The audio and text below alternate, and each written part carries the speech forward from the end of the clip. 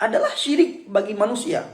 Syirik bagi saudara dan saya ketika menyamakan seorang manusia dengan Tuhan. Itu adalah syirik. Ataupun menyebutnya sebagai yang terkemuka di akhirat. Namun adalah tepat, Isa Al-Masih adalah Tuhan, maka ia tentu dapat disebut sebagai yang terkemuka di dunia dan sekaligus terkemuka di akhirat. Kata siapa? Kata Al-Quran surat Ali Imran 3 ayat 45. Silakan baca sendiri.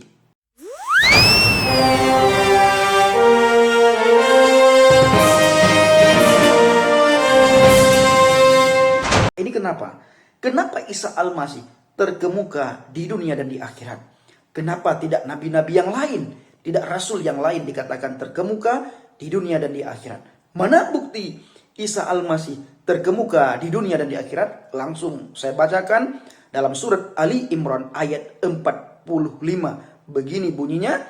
Idza qalatil malaikatu ya Maryamu innallaha yubashshiruki bikalimatin minhu ismuhul masihu Isa bin Maryam wajihan fid dunya wal akhirah wa minal muqarrabin.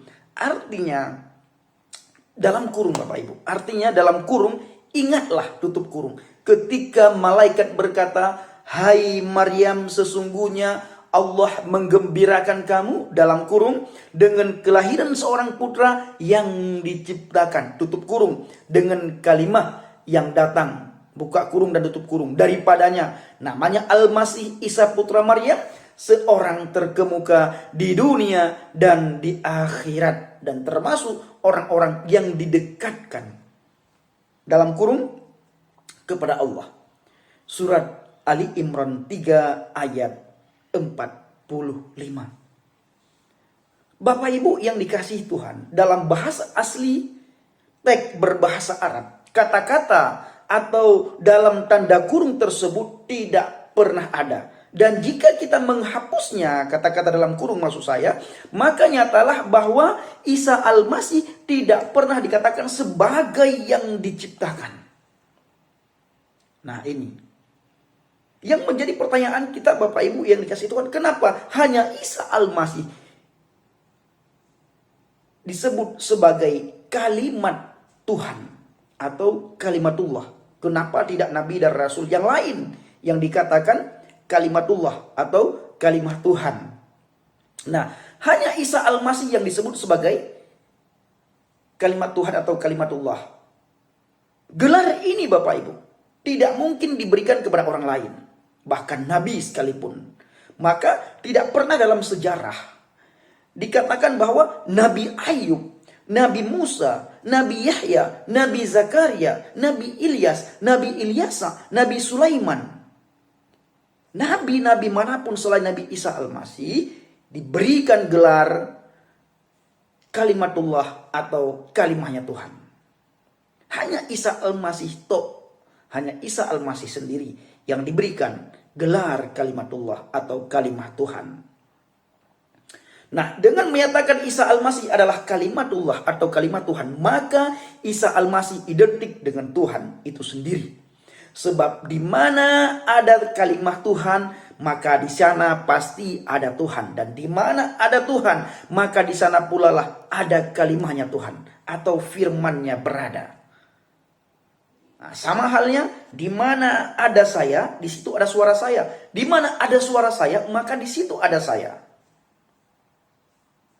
Ketika Bapak Ibu mendengar suara saya pada video kali ini, maka Bapak Ibu bisa melihat saya. Di situ ada saya. Maka ketika Bapak Ibu menolak suara saya, maka sama halnya Bapak Ibu menolak saya. Menolak suara saya, sama halnya Bapak Ibu menolak saya. Nah, ketika Bapak Ibu menolak saya, maka Bapak Ibu sama halnya dengan menolak suara saya. Bisa ada Bapak Ibu pahami? Nah, sekarang saya baca sekali lagi ya. Saya terangkan sekali lagi. Dengan menyatakan Isa Al-Masih adalah kalimatullah, maka Isa Al-Masih identik dengan Tuhan itu sendiri. Sebab di mana ada kalimat Tuhan, di situ ada Tuhan. Dan di mana ada Tuhan, maka di sana pula lah kalimahnya atau firman-Nya berada. Di mana ada saya, di situ ada suara saya. Dan di mana ada suara saya, di situ ada saya. Dan ketika saudara menolak saya, maka saudara menolak suara saya. Dan ketika saudara menolak suara saya, maka sama halnya saudara menolak saya. Nah, apakah ada kemungkinan di mana satu waktu Tuhan tidak dapat berkata-kata karena kalimatnya belum ada? Tentu tidak pernah, Bapak Ibu. Karena pada hakikatnya kalimat Tuhan sama kekalnya dengan Tuhan itu sendiri. Sehingga sama-sama tidak mungkin pernah ada secara terpisah.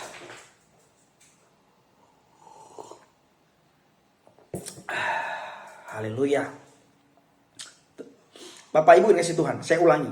Karena pada hakikatnya kalimat Tuhan sama kekalnya dengan Tuhan. Bapak Ibu pasti setuju. Sehingga sama-sama tidak mungkin pernah ada secara terpisah. Nah, mengapa? Pertanyaan kita selanjutnya, mengapa Isa Al-Masih terkemuka di dunia dan di akhirat?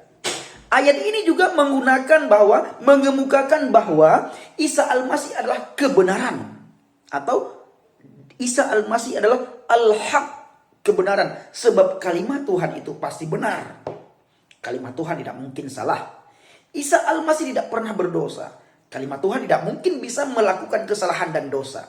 Kalimat Tuhan tidak mungkin bisa melakukan kesalahan walau sekecil apapun. Bapak Ibu pasti setuju.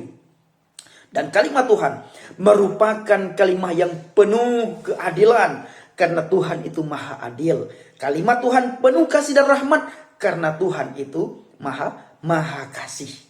Maka dari ayat ini Bapak Ibu yang kasih Tuhan, kita mengetahui bahwa Isa Al-Masih adalah maha adil, pengasih dan penyayang, suci dan benar adanya.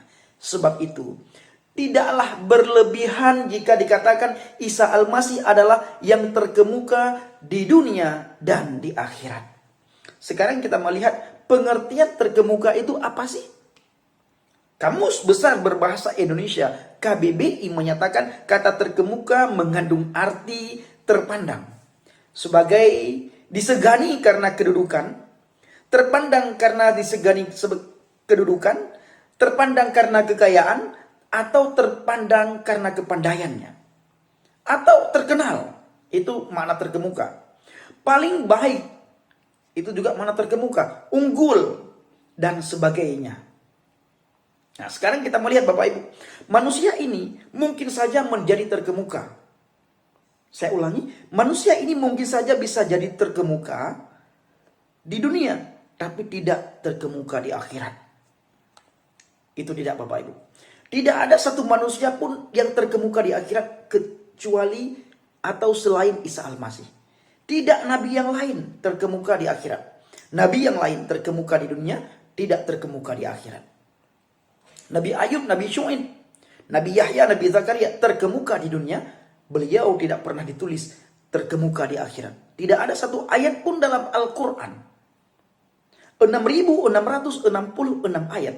Tidak ada satu ayat pun tercatat atau tertulis dalam Al-Quran ada Nabi dan Rasul yang lain yang terkemuka di dunia dan akhirat selain Isa Al-Masih itu sendiri.